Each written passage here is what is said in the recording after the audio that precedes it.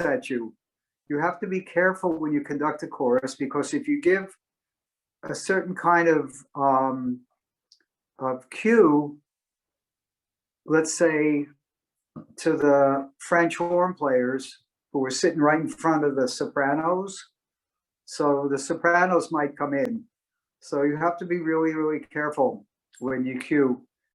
That's what I found when you cue for the orchestra at times. But the chorus is always very responsive, and they're usually trained really, really well to follow the conductor. As opposed to the orchestra, they're not trained, but they just do it. Not that they're not trained, but the chorus is specifically trained, I think, to follow the conductor. Marianne, would you say that's the case?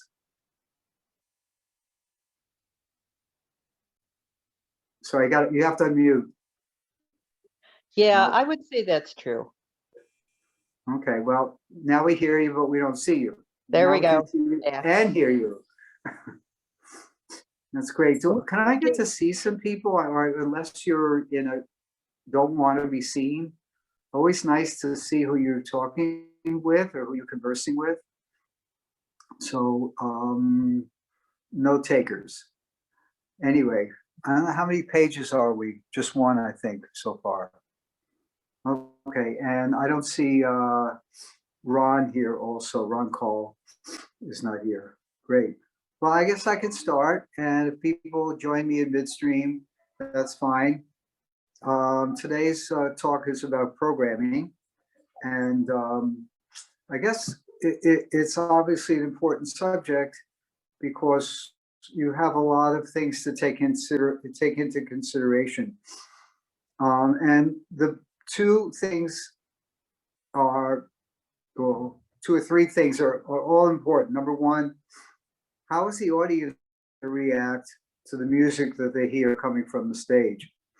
Number two is, how is the orchestra going to play, and is it within their vocabulary, within their capabilities? And I can program stuff now that in the early days of Firelands, when I took over, I absolutely could not program.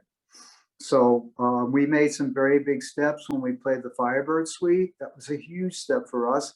And we did the complete Beethoven Ninth Symphony. It's another big step for us. Pictures at an exhibition was a big step. So where a lot of what we do also depends, sorry about the dog is barking outside. What we do depends on the abilities of the orchestra. And I always tell students, or anybody who happens to ask, if you don't know the orchestra, if you're a guest conductor or you're auditioning for a position, make sure that you don't program stuff that's going to be too difficult. And even though they may be a piece you're dying to do, you may want to do the Firebird, but maybe the orchestra isn't capable of doing that because it's difficult. And there are certain kinds of difficulties that come with different pieces as well. Now, today, I'm going to beg everybody to please interact, ask questions, opinions, anything, because it's a very unnerving place to be, talking to the Hollywood squares. And many of you are muted. That's why. Is the chat box working, Tricia? Any questions, any ideas, please use the chat box, interrupt me. It's all good. It's like doing a soliloquy and nobody's listening sometimes, but I know you're there, and that's fine. So these prerequisites, the audience, the orchestra, and also there are budgetary considerations as well. I have a lot of music that I have access to. There's also something called IMSLP, which has thousands and thousands of parts and scores that you can copy and use, which are in the public domain. In other words, the composer has passed away, I think it's 95 years ago. So all that music is available. I think everybody's waiting for Ravel's Bolero to become public domain. because right now it costs close to $800 for one performance. So you have to be very aware of these things. So any conductor who's putting together a season has to be aware of audience, orchestra, and budget. And there are probably other things as well during this discussion that I can chime in on as well. So, for example, when last time we talked about how to win a job and keep it, and this week talking about how to program, I remember my first concert, my audition concert with the Violin Symphony. I really didn't know anything about the orchestra and decided to program conservatively. The Finlandia by Sibelius is a wonderful piece, but eminently playable and fun to play. The Mozart Fourth Violin Concertos, lovely piece, not too bad for the orchestra, playable. And then I programmed the Enigma Variations by Edward Elgar, in which he has musical depictions of 14 of his best friends, and one of whom is himself. And I thought, well, okay, this is okay, but there are sections of the piece which are very difficult. And we found our way through. We managed to do a nice performance, but there were those couple of places that were really, really difficult to do. So another thing about programming that I find is, I probably mentioned this before, but I find that I probably mentioned this, that there aren't too many professions where the leader of the group has their back to the constituents. So for me, it's really important to turn around and address the audience. And sometimes I'll pick a piece because I know that with a nice explanation, the piece can really come alive and have a lot more meaning. So the one instance I always think of is Brahms' Academic Festival Overture, which is a wonderful piece. And I like to program it because it's not easy, but it's definitely playable for an orchestra like violins. In the early days, I definitely, now of course, as I said, we can program a lot more pieces, but in those days, getting started, we did Academic Festival Overture. And it's, if you don't know anything about the background of the piece, it's fine. It's a good piece. And it just reminds me, when I go to an art museum and I'm looking at paintings, how much I get out of it when I can use one of those guides, audio guides, points out things. Well, for the conductor to do the same thing, I think is really a necessary tool. I may have mentioned this before, but for the Brahms, what Brahms did, he used 4 themes, which are student songs.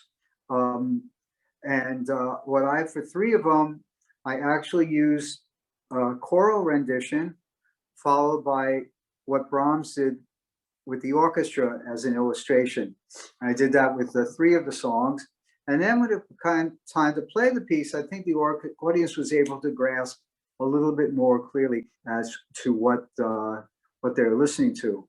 So that's one aspect of programming. I like to do pieces. There was a wonderful Dvorak Slavonic Dance number 3, not Slavonic Dance, Slavonic Rhapsody number 3. I don't even know where I encountered it, but I really, really liked it a lot. And it's very characteristic.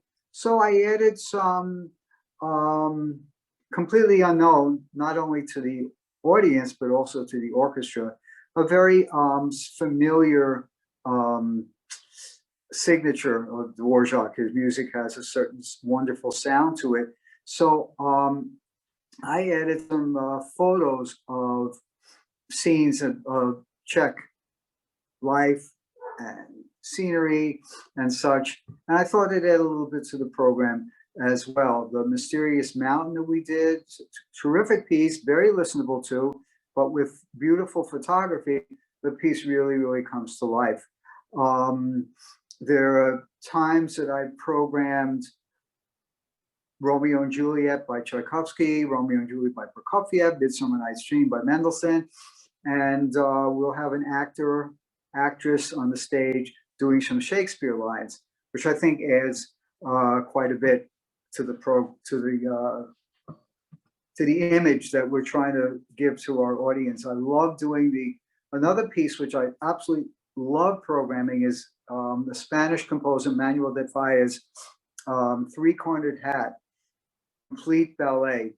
Now it's a great piece. I love performing it, but it's not easy for the audience to listen to this whole ballet without really knowing the events that are going on. As silly as they are, it is a ballet plot, but not to know, be able to follow the plot, I think it makes it difficult. You can do the two suites, which are there are two suites of the Three-Cornered Hat, which are very nice, and they're more, sort of set pieces of their own accord.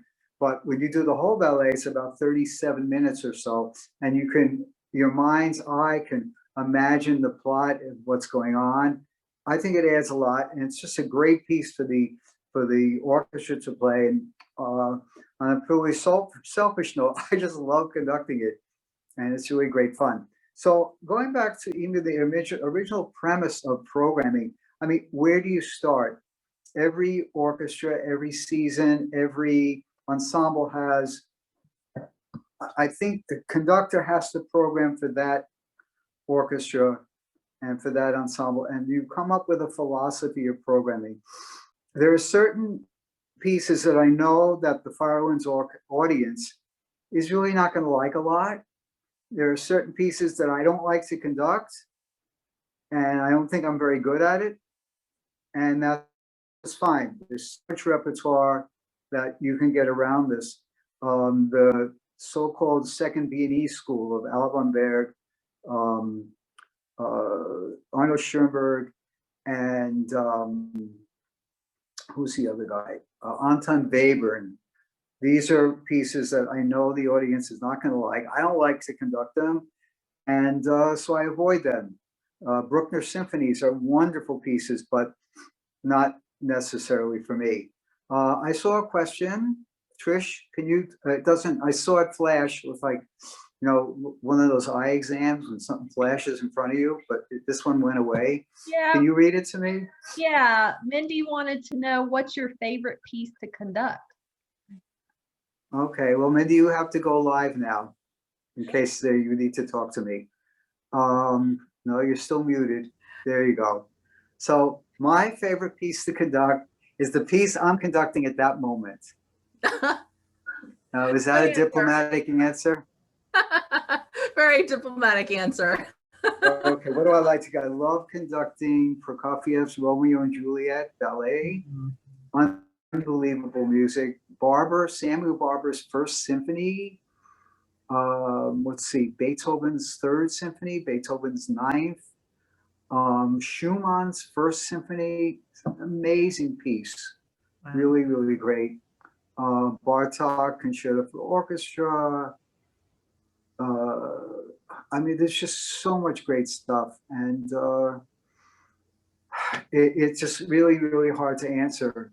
Pictures at an exhibition, I've done that a lot. Of Dvorak, New World Symphony, I must have conducted it 20 times, and every time I conduct it, it's very, very special. It makes no difference if it's the first or the 20th, because really great music, you always find new stuff in it that you didn't know before. And when I had an interesting experience, my first concert at the Cleveland Institute of Music, I did Dvorak Symphony Number 6. My last concert, I did Dvorak Symphony Number 6. And it was interesting for me to see in those intervening 37 years how my perspective had improved. And you look at your score and you say, God, how could I possibly have ever done it this way? Or look what I just discovered in this piece now that I just really didn't quite catch the first time. So repeat performances are really helpful. And then, everybody has the pieces that they really love doing. I just a year ago, the last summer, 2019, I conducted my 5th Korngold Violin Concerto. Eric Wolfgang Korngold was one of the great geniuses who lived in Europe, and he fled Nazi Germany in the 30s, went to Hollywood, and had a spectacular career. He was identified closely with Errol Flynn, the actor, and so several of the scores that he wrote were for Errol Flynn, sort of swashbuckling movies. And so then, and in Europe, people in Europe sort of disowned him, which is sort of sad because the film music is just tremendous. But he did write a violin concerto, and some of the themes I know, at least in the last movement, he took from one of his movies. And this piece is so wonderful. It's just a great piece. If anyone out here has not heard the Korngold Violin Concerto, I can tell you right now, there's a lot of gold and not much corn. It's really a wonderful piece, and I just love. It's difficult to conduct. It's difficult for the orchestra, and I've done it with such fantastic soloists. We did it with, I think the first one I did might have been with the Andres Cardenas, who played, I think maybe 2018 or 19. He played the Brooks Second Violin Concerto with us. He was concertmaster of Pittsburgh Symphony for many years, a former concertmaster of the Columbus Symphony, and a phenomenal student at Cleveland Institute, and twice with National Repertory Orchestra. And it's a very, very tough piece to conduct and, well, to play, needless to say, but it's so rewarding. And it's just such a pleasure to be able to do. And part of programming, I should mention, of course, is making sure that you program, as I mentioned before, pieces that are not only within the playing ability of the orchestra, which is a big variable, but also that you have enough time to rehearse it as well. So when I programmed that last concert at the Institute of Music, I did the Barber Overture to School for Scandal, which is a phenomenal piece, the Korngold Concerto, and the Sixth Bartok Symphony. Somehow I forgot how difficult the Barber Overture was, and we wound up spending more time with the Overture than I really imagined that I would have needed, I guess. But it all turned out at the end, but it's just all part of the process, rehearsal process, and knowing whatever program you put together, it's got to be within a specific time frame. Otherwise, it can't happen. So, for example, if I'm doing an outdoor concert with the Violin Symphony with one rehearsal, I'm very careful not to program something which is going to be really, really impossible to play in one rehearsal. Maybe 2 or 3 rehearsals, sure, it's fine. But with one rehearsal, that's the sort of experience that sometimes you learn the hard way, but generally speaking, I'm really, really careful as to what I program in that respect. Some of the fun concerts that I've done, I did a concert called China in America. I think that's what I called it.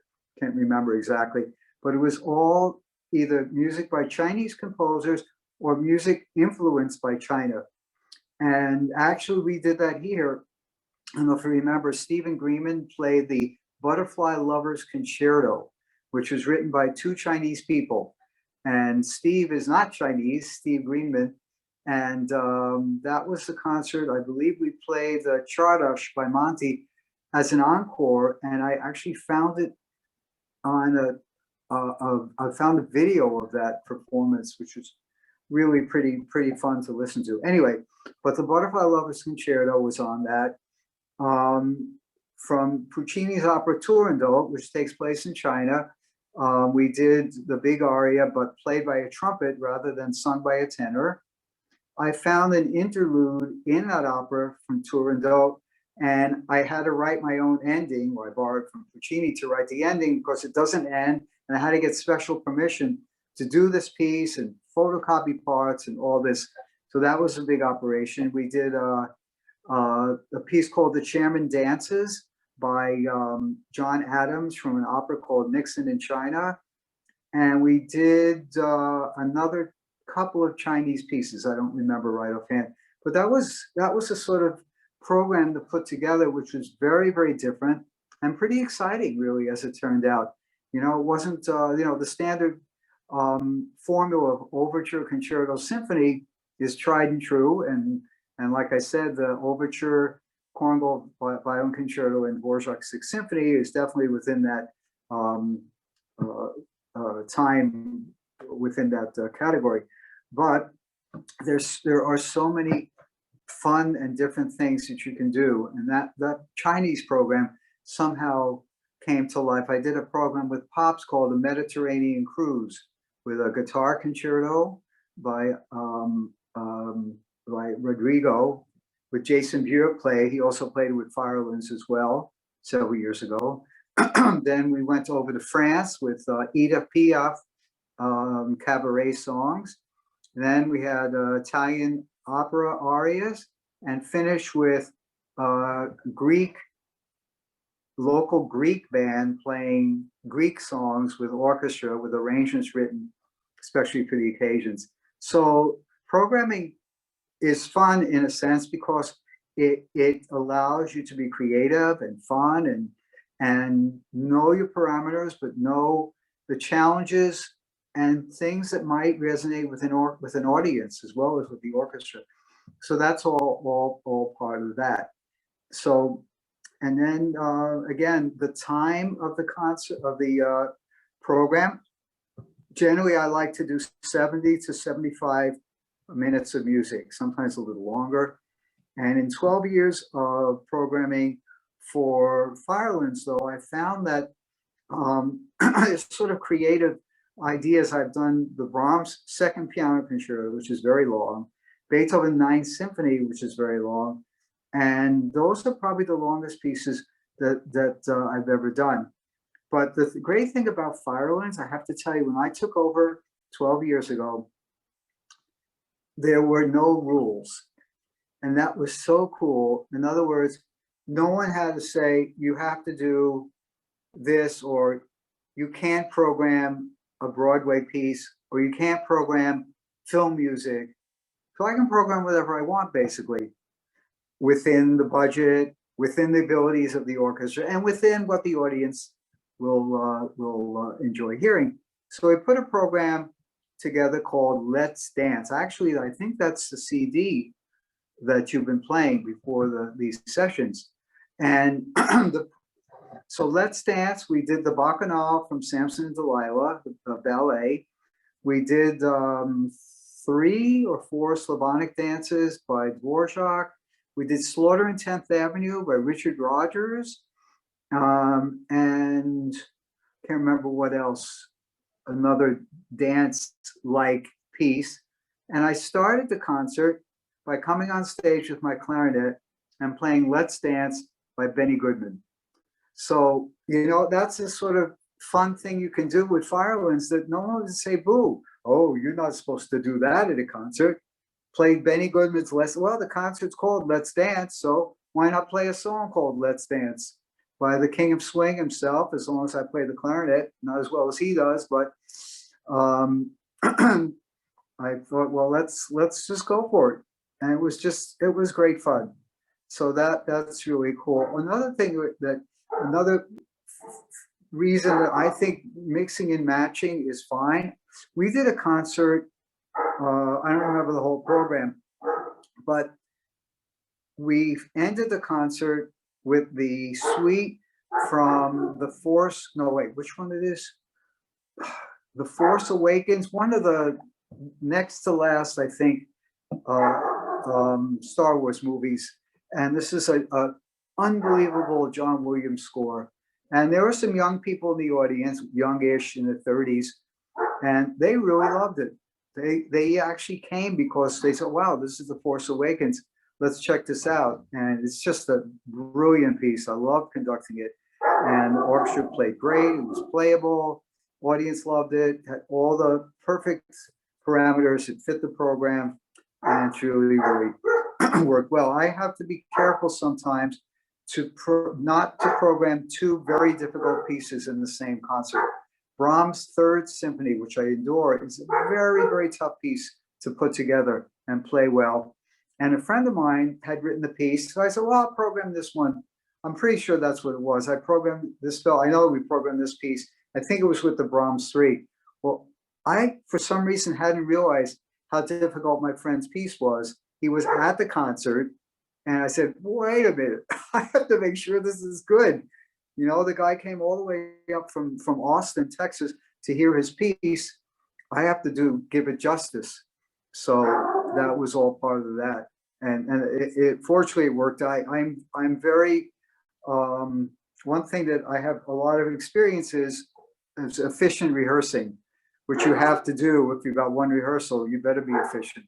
So that worked out reasonably well. So a program, again, knowing your level of difficulty, knowing the amount of time, and then even the representation of composers that you put on your concert. I think when we had Dan Furtu here, we did a piece of his maybe a year and a half ago, I can't remember. And it was the first time we had had a live composer attending our concert. And we had done some pieces by live composers, but they hadn't been there. But he was so thrilled, and the audience was really happy to have a chance to meet him. Of course, he talked about his piece, and that was very positive. Another time in Colorado, we did a piece which required a big stage move. We had 2 choirs of strings on either side of the stage, a horseshoe of competing brass players and percussion. So it was about a 10-minute stage move. So what I did, I had an interview with the composer, which we videotaped. And so while the stage move was going on, we played the video of the composer talking about his music. So you just finding ways to be creative, and you know, sometimes you have to insist. I remember this concert we did with this piece that he wrote with the 2 brass choirs, 2 string choirs, and percussion. And then I started to get a little bit of pushback. No, I don't think you should do this. You know, the audience, blah, blah, blah. I said, listen, we're doing it. You got it? And it was a big success. I was very, very careful. I think everybody enjoyed it a lot. So Mindy, that probably doesn't answer your question, but at least it's. No, it did. You answered a lot.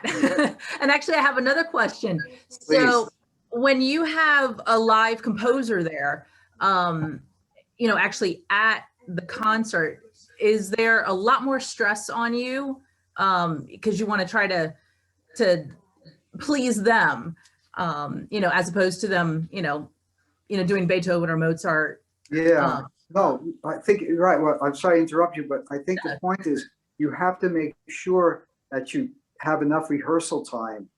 Right. Make sure that it's good and that you didn't program something that's going to take away. Because that person, you know, Beethoven isn't here as much as you want to do it justice, obviously. But this fellow is here, and you've got to do a good job for that person.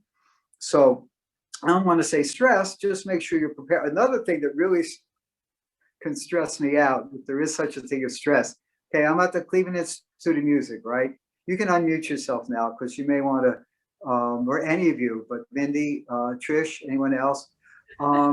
So we're doing a concerto, and the person who won the concerto competition, their parents came from Seoul, Korea.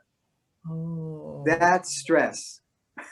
In Yeah. other words, this better be good. If this person traveled 5,000 miles, no, more than that, 10,000 miles from Korea to be at this performance, you better do a good job. Yeah. Oh, yeah. And that's it's more not so much stress, but this incredible sense of responsibility that is, you know, and even you do a concert with violins, you know, they had a babysitter, they went out to dinner, they bought tickets, they gave up an evening of their life, they contribute to your orchestra. You know, that's a huge responsibility, which I take very, very seriously. Anybody who's ever given money, who's ever bought a ticket, who ever supported the orchestra in any way, I have a big responsibility, and a big thank you goes out to all of them. So what was your other question, Trish? I mean, Mindy. No, that was it. I was trying to get you to do another question. Actually, Carl, going back to the living composers, do you ever contact them about certain things on how they would want them done in their piece? I'm sorry, say before you- again? Do you ever contact the living composers and talk to them Yeah. about their piece and how they want certain things Yes, to go? actually, it was sort of funny. Well, with Dan, I had some suggestions about his orchestration and things that I felt needed to be adjusted. There's a fellow, Daniel Dorff, who's written a lot of pieces, a lot of pieces also for children's concerts. And he has this wonderful piece called Blast Off, which we did for the NASA program. We'll probably do it when next time we do our NASA program. And as a narrator, we had an astronaut, whatever. So I wrote him, I said, Daniel, we're really enjoying doing your piece. I've done it before, but I think the blast off needs more. I think that there's not enough propulsion. And so I said, what I'd like to do, I said, whatever, I add a trumpet here, put the timpani roll here, add the gong roll here, and add the horns, do this. And he wrote back, he said, do whatever you want, which I did. Now, what happened was very recently, not even a week ago, or maybe a week ago, I had joined something called the International Clarinet Association. I have some music I'd like them to know about that I've transcribed. And so they had this meeting so I had no idea whether I should even be at the meeting, but I went on the Zoom meeting anyway. And there's Daniel Dorff. This is the first time I'd ever seen him. And he said, oh, I'm so happy to meet you. And he said some very flattering things to me, which I was most appreciative, but that was really cool. And, any association that a conductor can build with a living composer is really, really great. Commissions. There are certain composers that I've done a lot of Dan Welch's pieces, a lot of Russell Peck's pieces, Anthony Plogue. We did a terrific piece by Michael Doherty, David Zouvet. There are a bunch of people who I've been affiliated with over the years. And not only when they come to the concert, I like them to come to at least one or maybe more rehearsals to work with the orchestra and help with not only the interpretation, but with balances and tempos, anything else that they might be able to lend. They wrote the piece. I know there are times, a funny story, but to work with the orchestra and then talk to the audience, I think is really helpful. Funny thing, this is I don't know if it's true or not, but Toscanini wrote to Shostakovich. He said, Shostakovich, at the beginning of the Fifth Symphony, you mean quarter note equals 80, whatever it is. Quarter note equals 80, not eighth note.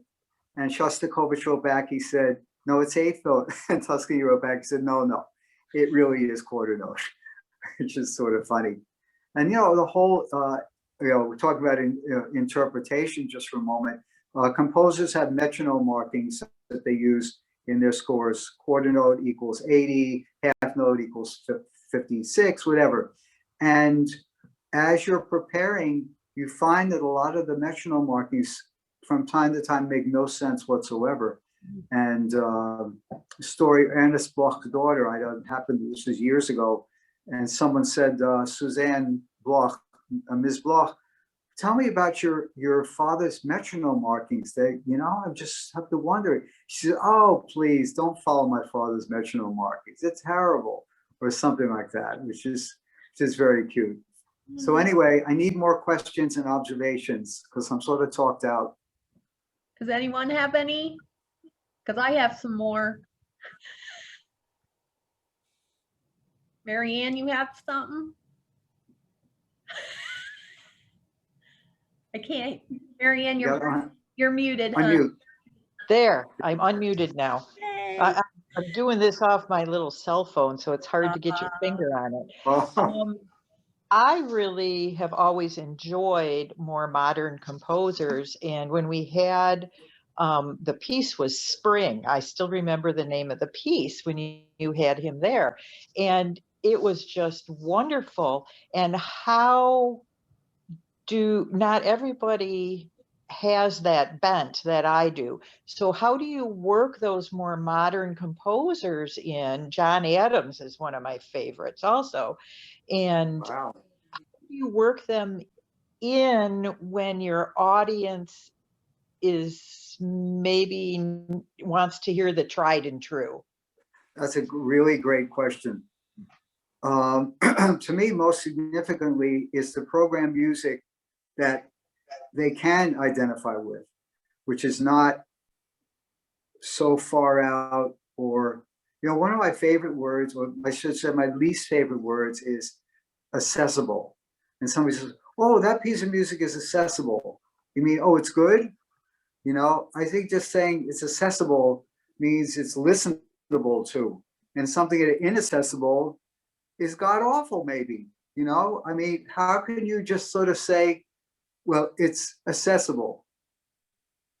So I'm very careful when I program a contemporary piece, Mary Ann. I make sure it's something that I think the audience is going to be able to identify with.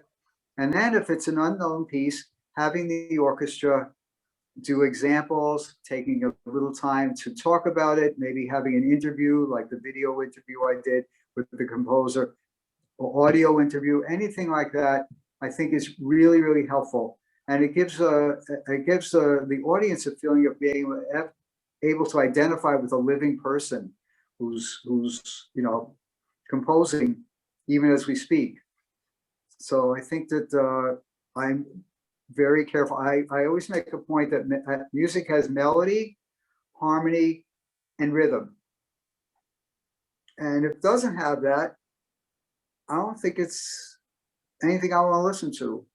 A piece that I really love, Mary, you might give a listen to, is called the Chacon from the Red Violin by John Corliano. Do you know that movie, The Red Violin? No. Anyway, the movie itself is terrific. It's about this violin and how it travels. It's total fiction, but it's a fun movie, and how it travels through hundreds of years and several generations. And the suite is, or the Chacon, probably from a bigger suite, is about 15, 20 minutes, maybe a little less. And it's very, very modern. It has a beautiful melody, incredible rhythmical drive, harmony, and then some crazy wild sections. But because you've heard all this other wonderful stuff, you don't mind when you hear the so-called aleatoric, with chance music, when people are just playing patterns and such. So if you get a moment, I'm sure there are several performances on YouTube, if I'm not mistaken. And it's just a tremendous piece. And it's, to me, that epitomizes what contemporary music can be, because it has all the elements, including utter sheer chaos and dissonance. So it's really cool. So I hope that answers your question to some degree. Uh-huh. And Trish, you have some questions? Unless Marian has more. No, She's not good. right now anyway. Okay. Anyone else have a question? Even an observation. Well, something I was going to ask is, so when you're putting together like a season, Yeah. And like maybe you have a guest artist. I mean, how do you decide what guest artists to bring in, and versus what kinds of programs to offer? Yeah. Just, there's just so much out there. There definitely is. We have established with Violin Symphony an association with the Cleveland Piano Competition. And so we've had the last two winners play with us, both tremendous performances. I think Rachmaninoff second and Beethoven fourth concertos. And that was a really great association. So there are the tried and true instruments, violin, piano, but then, cello is also possible. We haven't had much in the way of cello. We've had a couple of cello soloists over the years. Piano is probably the most popular instrument for concertos. And Gavin George, you've seen that online, I'm sure.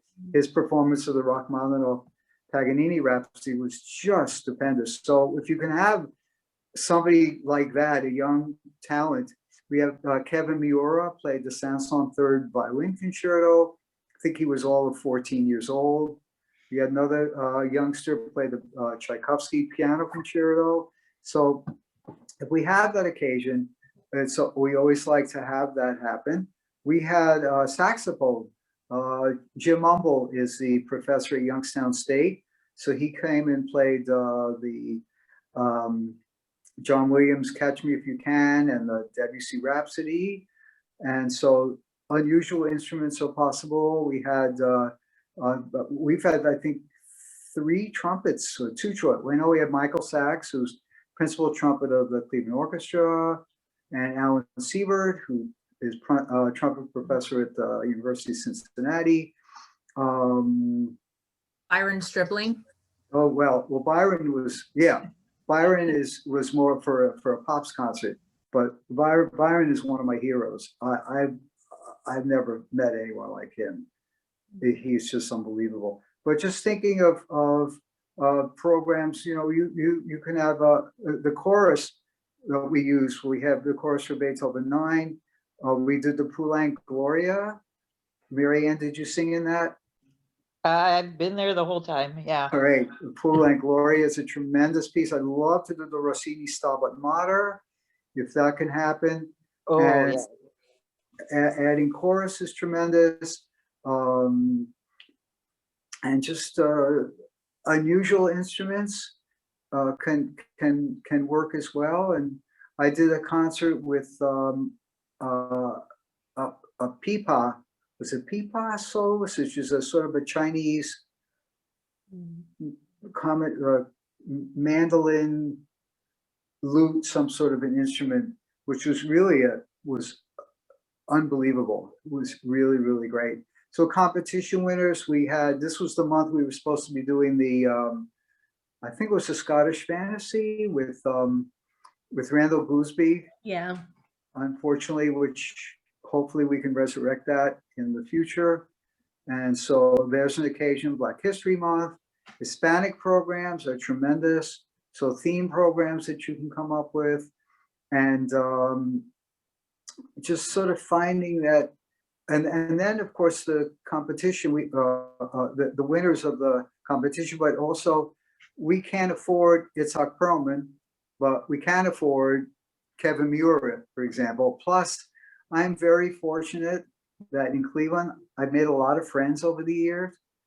Imagine this Firewind Symphony played for Daniil Trifonov, who was voted the outstanding musician of 2019, I think it was on our stage at the Firewinds at the SST.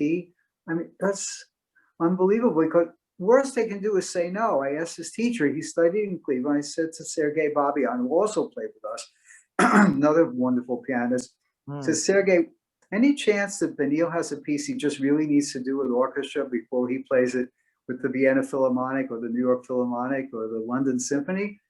And I don't know. So we played the Rachmaninoff Third Concerto, and it was unbelievable. And then he played the Firebird Infernal Dance as an encore.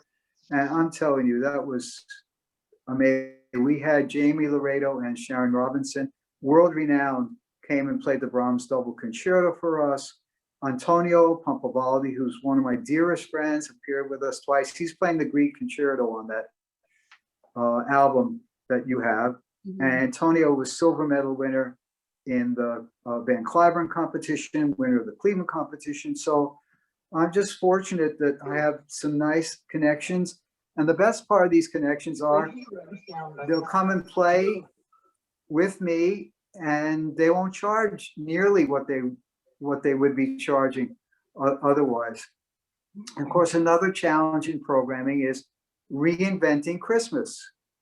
How are you going to get a new Christmas concert every year, which is different, which is uplifting, and not sort of the same old thing, jingle bells, that you've done for the last 12 years.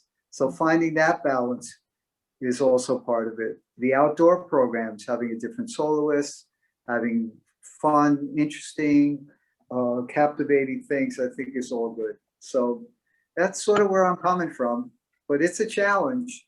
Sometimes I think that conducting the concerts is the easy part. Our part is putting together the programs that have that perfect balance of nationalities, contemporary, romantic, soloists, the length, appealing, budget, to the good for the audience, fun for the orchestra. So it's a process, and I take it very seriously and very careful as well. So if there are no further questions, as I say every week, my father always taught that he never outstay your welcome. Yeah. So if we're good, I'm good. Yeah. I'm good. Okay, great. So thank you so much for attending. We look forward to playing live for you just as soon as it's physically possible and health-wise possible to do so. Yeah. So everyone stay well, be safe, be careful, stay warm, and we'll see you in a couple of weeks. We have 2 more sessions. I'll be there, I March promise. 4th is our next one. So everyone Okay, stay March warm 4th. and healthy. You bet. Okay. Okay, bye-bye. Thank Thanks, you. everyone. Thank Bye. you. Bye. Bye.